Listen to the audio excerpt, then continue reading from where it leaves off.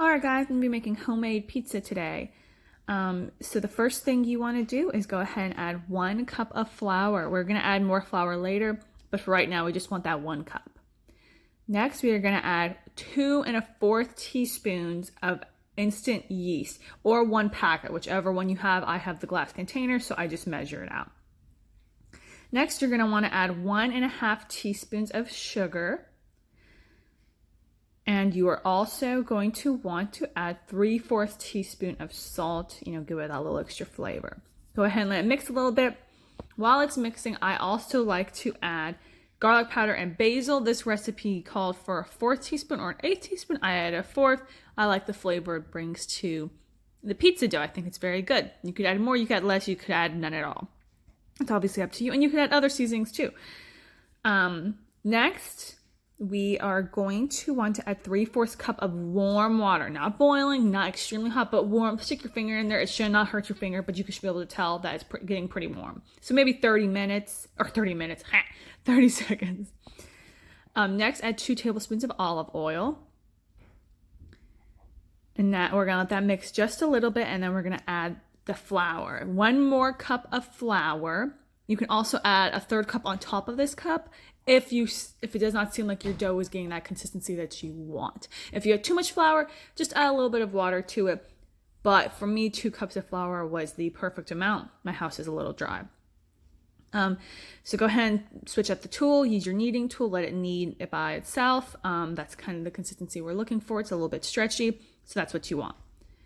I also let it knead for another minute or so, and I kneaded it by hand to make sure all the air bubbles were out.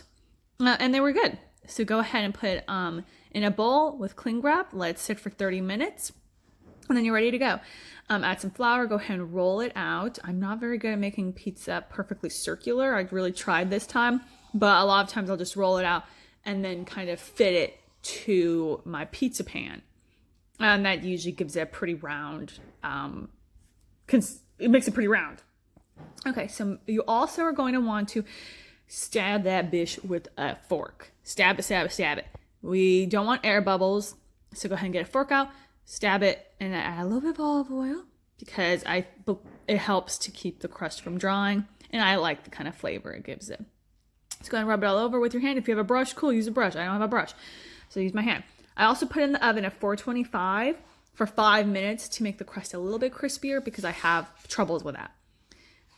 Go ahead and add your preferred pizza sauce. I made my own, but Prego is fine, Great Value, Bortoli's, whatever.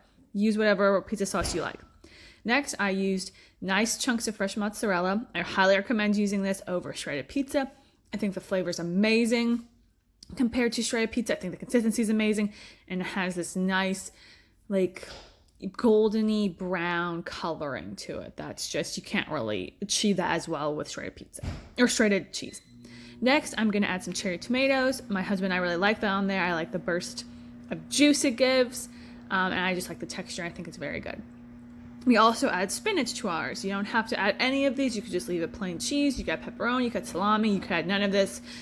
But we just kind of like that with homemade pizza. We don't really get this kind of pizza when we go out. It's just usually when I make it from home that we like it this way, interestingly enough.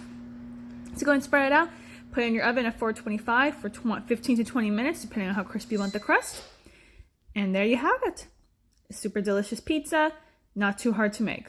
Well, I hope you guys enjoyed, and thank you for watching.